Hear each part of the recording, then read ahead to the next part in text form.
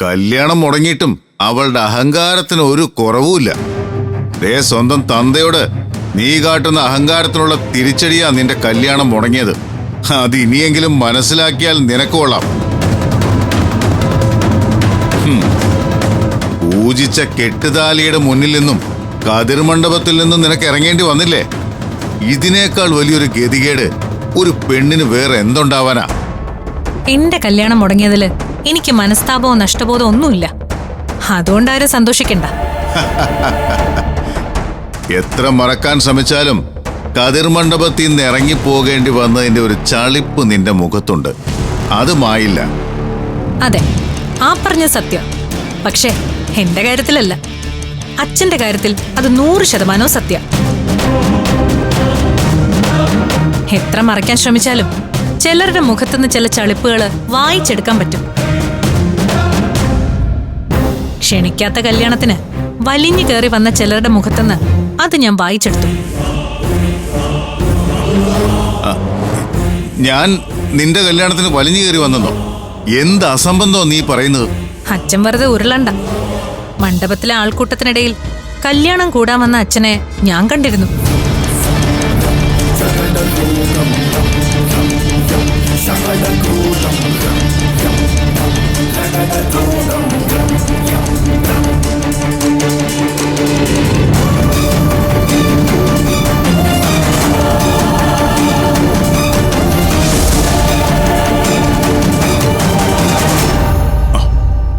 അതെ, ശരിയാ. കല്യാണം നടക്കുന്ന സ്ഥലത്ത് ഞാൻ വന്നിരുന്നു. പക്ഷേ ഞാൻ വന്നത് നിന്റെ കഴുത്തിൽ സുമേഷിന്റെ താലിച്ചരട് വീഴുന്നത് കാണാനല്ല. നിന്റെ കല്യാണം മുടങ്ങുന്നത് കണ്ട് സന്തോഷിക്കാനാ ഞാൻ വന്നത്. കള്ളം, പച്ചക്കള്ളം. എന്റെ കല്യാണം മുടങ്ങുന്ന കണ്ട് സന്തോഷിക്കാൻ വന്നത് അച്ഛന്റെ 2ാം ഭാര്യയായ കലാവതി മാത്രം. സ്വന്തം മകളുടെ കഴുത്തിൽ താലി വീഴുന്നത് കണ്ട് നിർവൃതി അടയാനുള്ളൊരു അച്ഛന്റെ മനസ്സുമായിട്ടാ അന്ന് ആ മണ്ഡപത്തിൽ അച്ഛൻ ഒളിച്ചു വന്നത്. ആൾക്കൂട്ടത്തിൽ നിന്ന് അച്ഛന്റെ മുഖത്ത് നിന്ന് ഞാനത് വായിച്ചെടുത്തതാ. അല്ലാന്ന് നെഞ്ചിത്തൊട്ട് പറയാൻ പറ്റുമോ അച്ഛന്?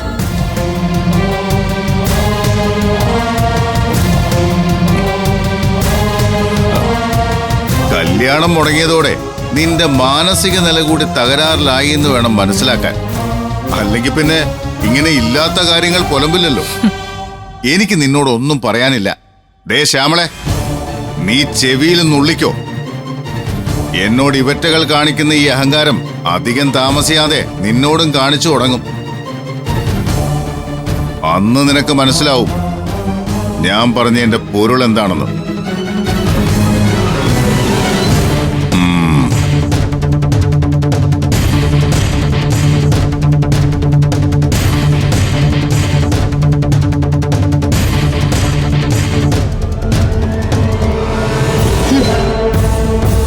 പുലി പോലെ വന്നിട്ടേ എലി പോലെ പോകുന്നത് കണ്ടില്ലേ? കഷ്ടം.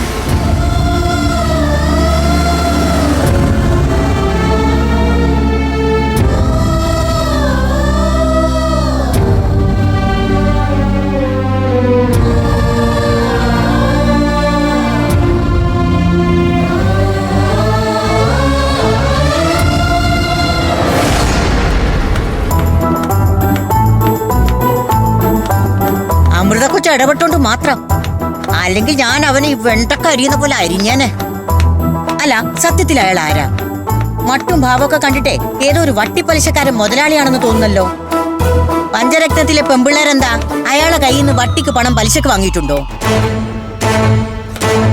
എന്റെ പൊന്നു മാഡം, ആ വന്നത് പലിശക്കാരനൊന്നുമല്ല. പിന്നെ അത് ഈ പഞ്ചരത്നങ്ങളുടെ അച്ഛനാ. എന്റെ പൊന്നു കർത്താവേ, ഇങ്ങനെ ഒരു തലതെറിച്ച തന്തയോ? ശ്യാമള ചേച്ചിയുടെ സഹോദരൻ കൂടി അയാള്. ചുമ്മാതല്ല, പെങ്ങക്ക് പറ്റിയ ആങ്ങളെ തന്നെ. അയാളെ സ്വഭാവം ശരിയല്ലെന്നേ. അയാളെ അമ്മിക്കല്ല് വെച്ച് ചതച്ചെടുക്കണം. എന്താ സിസ്ലി എടുത്തി? ആരെ അമ്മിക്കല്ല് വെച്ചരയ്ക്കുന്ന കാര്യം പറയുന്നേ? അതെ, ഇപ്പൊ ഇവിടെ വന്ന് ബഹളം വെച്ചിട്ട് പോയില്ലേ, അയാളുടെ കാര്യാ പറഞ്ഞത്. സ്വന്തം തന്തയാണെങ്കിൽ പോലും അവനെ പോലുള്ളവരെ വരച്ച വരയിൽ നിർത്തണം മോളെ. അല്ലെങ്കിൽ നാളെ നിങ്ങൾ 5 പെമ്പിളുടെയും തലയേക്കേലി നിന്ന് നിരങ്ങും അയാള്. സിസിലി, എന്തോ സിസിലി ഇവിടുത്തെ കുക്കിംഗ് ജോലി മാത്രം ചെയ്താൽ മതി. അല്ലാതെ പഞ്ചരത്നങ്ങളുടെ കുടുംബകാര്യങ്ങൾ ഇടപെടേണ്ട, കേട്ടല്ലോ? ഉവ്വ്. അവരച്ഛനും മക്കളും തമ്മിൽ വഴക്കും വക്കാണോ ഒക്കെ പതിവാ. അതൊക്കെ കൈകാര്യം ചെയ്യാൻ ഞങ്ങൾക്കറിയാം. ഞാൻ പറഞ്ഞേ ഉള്ളൂ. പറയണ്ട. ഇനി മേലിൽ പൂമുഖത്ത് എന്ത് നടന്നാലും സിസിലി അതിൽ ഇടപെടണ്ട. മനസ്സിലായല്ലോ? ഓ, മനസ്സിലായി. ആ, എങ്കിൽ ജോലി ചെയ്യ്. വാ മോളെ. ആ. ആങ്ങളെ വന്ന് ഇവിടെ കൊങ്ങക്ക് പിടിച്ചപ്പോ കത്തി വീശാൻ ഞാനേ ഉണ്ടായിരുന്നുള്ളൂ. ഞാൻ അങ്ങനെ ചെയ്തില്ലായിരുന്നെങ്കിലേ ഈ ശ്യാമള ശ്വാസം മുട്ടി ചത്തേനെ. ഒരു ഉപകാരം ചെയ്തപ്പോ കുറ്റം പറയുന്നവള്. നിനക്ക് ഞാൻ വെച്ചിട്ടുണ്ടടി.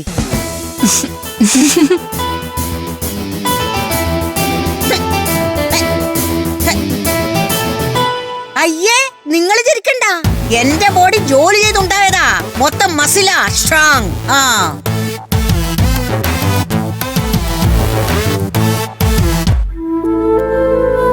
എത്ര ആലോചിച്ചിട്ടും ചേച്ചിയാ പറഞ്ഞതിന്റെ കാരണം എനിക്ക് മനസ്സിലാവുന്നില്ല.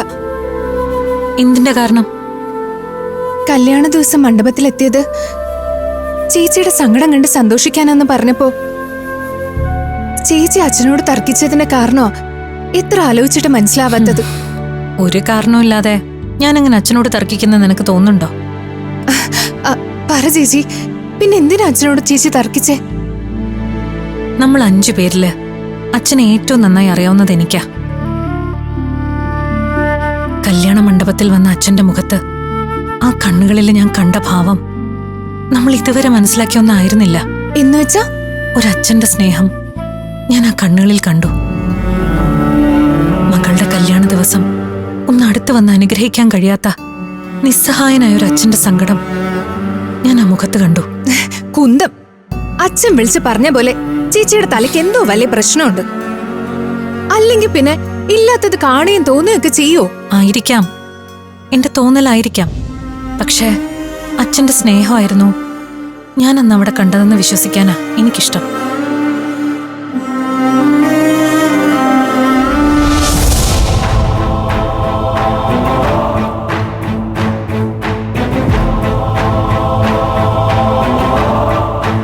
ഇത്രയും നാള് നമ്മളെ ദ്രോഹിക്കാൻ ആ കലാവതിക്ക് കൂട്ടുനിന്ന ആളെ ഒരു സുപ്രഭാതത്തിൽ മുന്നിൽ വന്ന് നിന്ന് അച്ഛന്റെ സ്നേഹം പ്രകടിപ്പിച്ചു എന്ന് പറയുന്നതേ ചേച്ചിയുടെ നല്ല മനസ്സുകൊണ്ടാ. മാത്രമല്ല അച്ഛൻ തന്നെ പറഞ്ഞല്ലോ അന്ന് മണ്ഡപത്തിൽ വന്നത് ചേച്ചിയുടെ കണ്ണീര് കാണാനാണെന്ന്. ആയിരിക്കാം, അതിൽ തർക്കിക്കാൻ ഞാനില്ല. പക്ഷേ ഞാൻ ഇങ്ങനെ വിശ്വസിക്കും. ചേച്ചിയുടെ ആ വിശ്വാസം ചേച്ചിയെ വിഷമിപ്പിക്കും. ഇനി എന്തൊക്കെ പറഞ്ഞാലും ഞങ്ങൾ അനിയത്തിമാരെ എതിർത്താലും അച്ഛനോട് ചേച്ചിക്ക് ഉള്ളിന്റെ ഉള്ളിലൊരു അലിവുണ്ടെന്ന് ഞങ്ങൾ എല്ലാവർക്കും അറിയാം. എന്നെങ്കിലും അച്ഛൻ സ്നേഹം വാരിക്കോരി ചൊരിയുന്നുള്ളൊരു പ്രതീക്ഷ ചേച്ചിക്കുള്ളതായി എനിക്ക് തോന്നിയിട്ടുണ്ട്. ആ പ്രതീക്ഷ തകരുമ്പോ ചേച്ചി സങ്കടപ്പെടരുത്. ഞങ്ങക്ക് സഹിക്കാൻ കഴിയില്ല.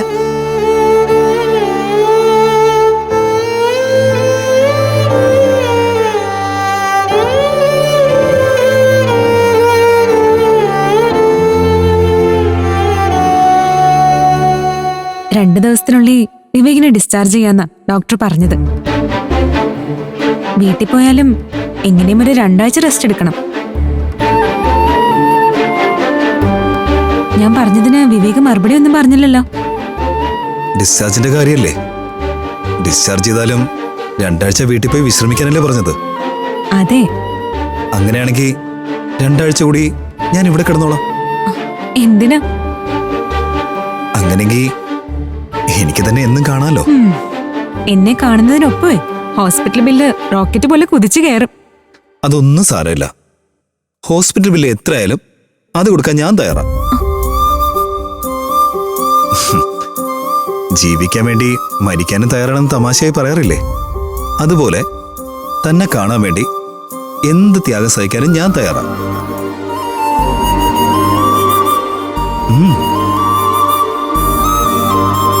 നീ എന്തിനാ എന്നെ ഇങ്ങനെ സ്നേഹിക്കുന്നേ? അങ്ങനെയൊക്കെ ചോദിച്ചാ അതിനൊരു ഉത്തരം തരാൻ എനിക്ക് കഴിയില്ല. പക്ഷേ എനിക്ക് പോലും തിരിച്ചറിയാൻ കഴിയാത്ത എന്തോ ഒരു കാരണത്താൽ തന്നെ എനിക്ക് വല്ലാതെ ഇഷ്ടമായിപ്പോയി. ഞാൻ പോട്ടെ. പ്ലീസ്, അങ്ങനെ അങ്ങ് പോവില്ലേ? ഇത്തിരി സമയം കൂടി ഇവിടെ നിൽക്ക്. എന്നെ ഡ്യൂട്ടി ഞാൻ സമ്മതിക്കില്ല അല്ലേ? തൽക്കാലം പൊന്നുമോൻ ഇവിടെ സമാധാനമായിട്ട് കിടക്ക്. ഞാനേ ഒരു റൗണ്ട് അടിച്ചിട്ട് തിരിച്ചു വരാം.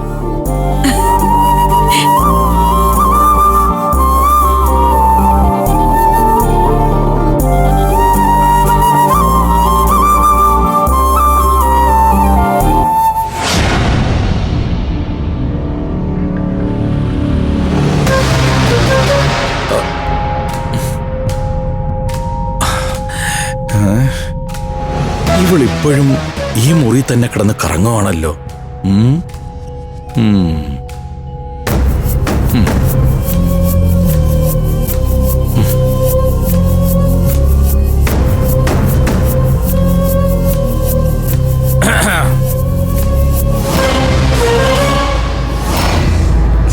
Good morning doctor. Very good morning. അപ്പോ വിവേകൻ എന്നെ പരിചയമുണ്ടല്ലേ? തരകൻ ഡോക്ടറെ പരിചയമില്ലാത്തവരായി ഇവിടെ ആരാ ഉള്ളത്? അത്രയും ഫേമസ് അല്ലേ? ഓ, എനിക്ക് ഡോക്ടറെ വളരെ നന്നായി അറിയാം. അതിനെ ഞാൻ തന്നെ ചികിത്സിച്ചിട്ടേ ഇല്ല. പിന്നെ എങ്ങനാ എന്നെ നന്നായിട്ട് അറിയാവുന്നത്? അത് പിന്നെ ഈ ആശുപത്രി തന്നെ അറിയപ്പെടുന്നത് ഡോക്ടറുടെ പേരിലല്ലേ? അപ്പൊ പിന്നെ ചികിത്സിച്ചില്ലെങ്കിലും ഡോക്ടറെ അറിയാൻ പറ്റുമല്ലോ. ഓ,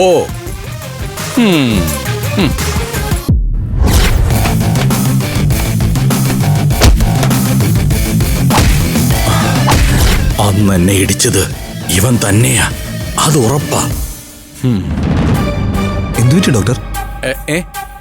ഏയ് ഒന്നുമില്ല, നത്തിങ് നത്തിങ്. ഞാനേ വിവേകിന്റെ ആരോഗ്യസ്ഥിതി അന്വേഷിക്കാൻ വേണ്ടി വന്നതാ. അല്ല, കയ്യിലെ ഈ പരിക്ക് എങ്ങനെ ഉണ്ടായതാ? അത് പിന്നെ ഒരു ആക്സിഡന്റ് പറ്റിയാണ് ഡോക്ടർ. അല്ലാതെ മുഖംമൂടി ആക്രമണത്തിനിടയിൽ പറ്റിയതൊന്നും അല്ലല്ലോ. മുഖംമൂടിയോ? ഡോക്ടർ എന്താ പറയുന്നത്? അല്ല, വല്ല ഇരുട്ടടിയോ മറ്റോ കിട്ടിയതാണോ എന്ന് ചോദിച്ചതാ. ആ, എന്തായാലും ശരി. All the best. വിവേകിന്റെ അസുഖം എത്രയും പെട്ടെന്ന് ഭേദമാവട്ടെ. Thank you doctor. Thank you so much. അയാളെന്താ അങ്ങനെ പറഞ്ഞത്? അയാളുടെ മനസ്സിൽ എന്തോ സംശയം കടന്നുകൂടിയിട്ടുണ്ട്. ഇതിപ്പോ പണിയാവോ?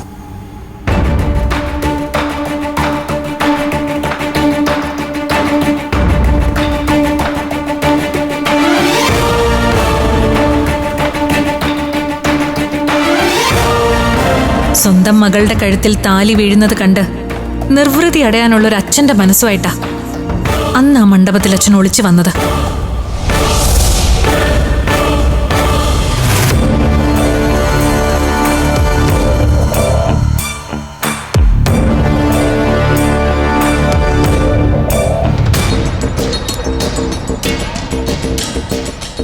ഈ നടപ്പങ്ങ് നേരെ നടന്നിരുന്നെങ്കിലേ ഇപ്പൊ അങ്ങ് എറണാകുളത്ത് എത്തുമായിരുന്നല്ലോ. എത്തേണ്ടടുത്ത് എത്താൻ എനിക്കറിയാം. നീ നിന്റെ കാര്യം നോക്ക്. കല്യാണ മണ്ഡപത്തിൽ ഞാൻ അറിയാതെ പാത്തും പതുങ്ങി എത്തിയപ്പോഴേ എനിക്ക് മനസ്സിലായിരുന്നു നിങ്ങളെ എത്തേണ്ടടുത്ത് എത്തുമെന്ന്. നിനക്കിപ്പോ എന്താ വേണ്ടത്? കൂട്ടിലിട്ട വെരികിനെ പോലെയുള്ള ഈ നടപ്പ് കണ്ടിട്ട് അറിയാനൊരു ആകാംക്ഷ കൊണ്ട് ചോദിക്ക. പഞ്ചരത്നത്തിൽ പോയിട്ട് എന്തായി?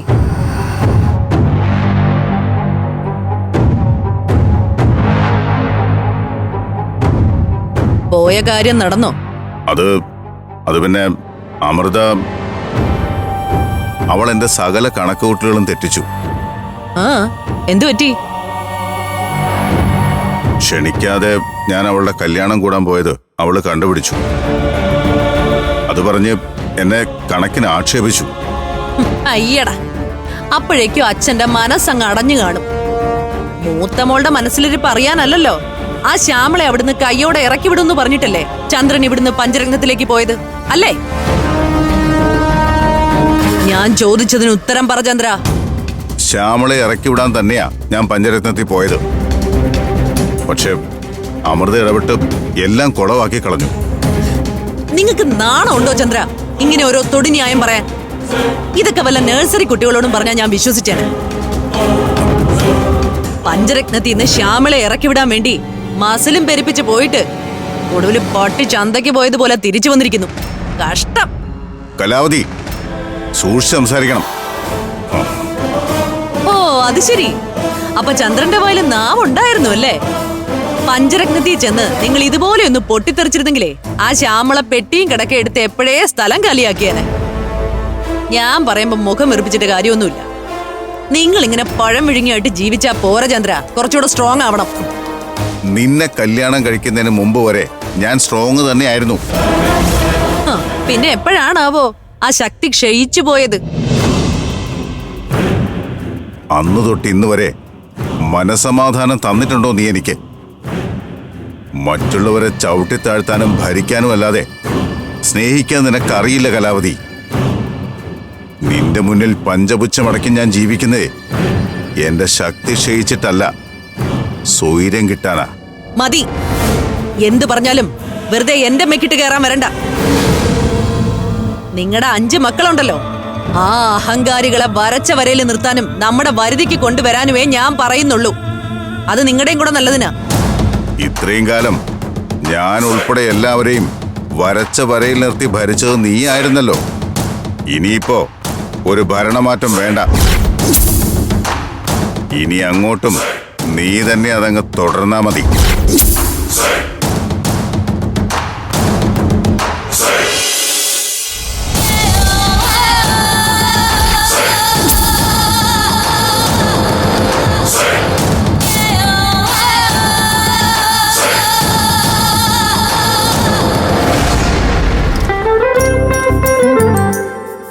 എത്രയായി?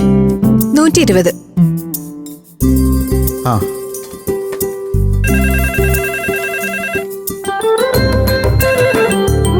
Hello, hotel പഞ്ചരത്നം. ഞാൻ കലാവതിയാ മോളെ. പറയൂ, എന്താ വേണ്ടേ? നിങ്ങളുടെ ആരുടെയും മൊബൈൽ നമ്പർ എന്റെ കയ്യിലില്ലായിരുന്നു. അതുകൊണ്ടാ ഹോട്ടലിന്റെ നമ്പർ സെർച്ച് ചെയ്തെടുത്ത് വിളിക്കുന്നത്. വിളിച്ച കാര്യം എന്താന്ന് പറയൂ. ഊണ് പാഴ്സലാണെങ്കിൽ ഇപ്പൊ പറയണം, സമയം കഴിയാറായി. അതെ, അമൃതമോൾക്കൊന്ന് ഫോൺ കൊടുക്കാവോ? സോറി, ഞാൻ പറഞ്ഞല്ലോ, ഇവിടെ ഇപ്പൊ ഊണിന്റെ സമയം. മാഡം ഉദ്ദേശിക്കുന്ന അമൃത ഇത്തിരി തിരക്കില്ല. അങ്ങനെ പറയല്ലേ മോളെ, ഒരു അത്യാവശ്യ കാര്യം പറയാനാ, ഒന്ന് കൊടുക്കുവോ? എന്താ പറയാനുള്ളതെന്ന് വെച്ചാ എന്നോട് പറഞ്ഞാ മതി, ഞാൻ പറഞ്ഞോളാം. എന്ത് പറയാനാ മോളെ, നിങ്ങളുടെ അച്ഛൻ എനിക്ക് ഒരു മനസ്സമാധാനവും തരുന്നില്ല. വലിയ പ്രശ്നോ ഇവിടെ. നിങ്ങളുടെ അപ്പച്ചി ശ്യാമള അവിടെ പഞ്ചരത്നത്തിൽ വന്ന് താമസിക്കുന്നതിന് ഞാൻ എന്തു പഴിച്ചു? അങ്ങേരെ അതിന്റെ ദേഷ്യം മുഴുവൻ തീർക്കുന്നത് എന്നോടാ. അത്രയ്ക്ക് സഹി കെട്ടതുകൊണ്ടാ ഞാൻ ഇതൊക്കെ വിളിച്ച് നിങ്ങളോട് പറയുന്നത്. ആ, നിങ്ങൾ വിളിച്ചിരിക്കുന്നതേ ഒരു ഹോട്ടലിലോട്ടാ, ഹോട്ടൽ പഞ്ചരത്നം. നിങ്ങളുടെ പേഴ്സണൽ കാര്യങ്ങളൊക്കെ എന്തിനാ ഇവിടെ വിളിച്ച് പറയുന്നേ? നിങ്ങൾക്ക് നമ്പർ മാറിപ്പോയതാവും. അയ്യോ, നമ്പർ മാറിയിട്ടൊന്നുമില്ല. ഞാൻ അങ്ങോട്ട് തന്നെയാ വിളിച്ചത്. എന്നെ മോൾക്ക് മനസ്സിലായില്ലേ? ഞാൻ കലാവതിയാ. കലാവതി? ഈ കലാവതി എന്ന് പറയുമ്പോ ചന്ദ്രസേനൻ എന്ന് പറയുന്ന ആളുടെ? അതെ, അത് തന്നെ. ഇത്രയും കാലം നിങ്ങളെല്ലാം വിചാരിച്ചിരിക്കുന്നത് ഞാനാണ് കുഴപ്പക്കാരിയെന്നല്ലേ? സത്യത്തില് അതല്ല. നിങ്ങളുടെ അച്ഛനാ വലിയ കുഴപ്പക്കാരൻ. അയാള് കാരണമാ എനിക്ക് നിങ്ങളോട് അങ്ങനെയൊക്കെ പെരുമാറേണ്ടി വന്നിട്ടുള്ളത്. ഞാൻ പറഞ്ഞതൊക്കെ സത്യമാ മോളെ. അമൃതയോട് അച്ഛനെ വിളിച്ച് ഒന്ന് ഗുണദോഷിക്കാൻ പറ. ഇല്ലെങ്കിൽ എന്റെ കാര്യം. ഓ, ആയിക്കോട്ടെ.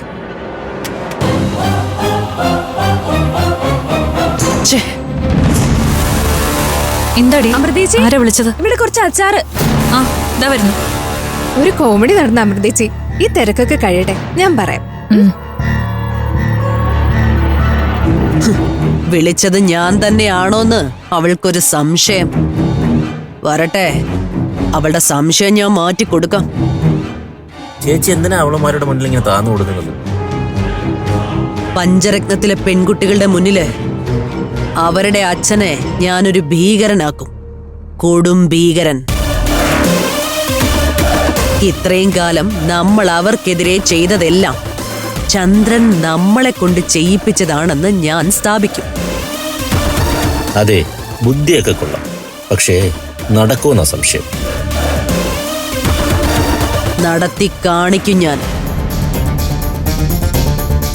ഈ കലാവതി ഓന്തിനെ പോലെ നിറം മാറി കളിച്ച് ചിരിച്ചുകൊണ്ട് അവളുമാരുടെ കഴുത്തറുക്കും. അപ്പോ എന്റെ അമൃത അവളെ മാത്രം വെറുതെ വിട്ടേക്ക് ചേച്ചി. നിനക്ക് അമൃതയെ വേണമെങ്കിൽ നീ തന്നെ അതിന് തുനിഞ്ഞിറങ്ങണം. അമൃതയുടെ മുന്നിൽ ഹീറോ നോക്കിയിട്ട് സീറോ ആയ ഞാൻ ഇനി എന്ത് ചെയ്യാൻ? അതൊന്നും ഇപ്പൊ എന്റെ വിഷയമല്ല. എന്റേത് കാടടച്ചുള്ള വെടിവെപ്പാ. അതില് ആരൊക്കെ പിടഞ്ഞു വീഴുമെന്ന് പറയാൻ പറ്റില്ല മഹി. അതിനു മുൻപേ അമൃതയെ നിനക്ക് വേണമെങ്കിൽ സ്നേഹിച്ച് കൂടെ കൂട്ടണം. അതേ വഴിയുള്ളൂ.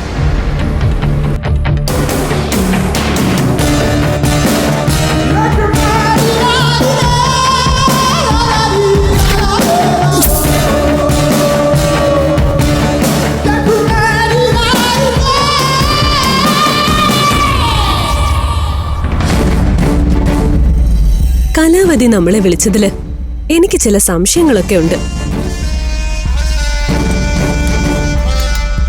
വന്ന് അവരിപ്പോ നമ്മളോട് സഹായം അഭ്യർത്ഥിക്കേണ്ട ഗതികേടിലായി. കഷ്ടം. അടുത്ത കാലത്തായി അവർക്കെന്തോ വലിയ മാറ്റം വന്നതായിട്ടാ എനിക്ക് തോന്നുന്നത്. എന്ത് മാറ്റം? അന്ന് ആശുപത്രി വെച്ചേ മഹേന്ദ്രന് കലാവതി തല്ലിയത് കണ്ട് ഞാൻ ഞെട്ടിപ്പോയി. ഇത്രയും കാലം നമ്മളെ ദ്രോഹിക്കുക മാത്രം ചെയ്ത കലാവതിക്ക് മാനസാന്തരം വന്നോന്നാ എന്റെ ഒരു സംശയം.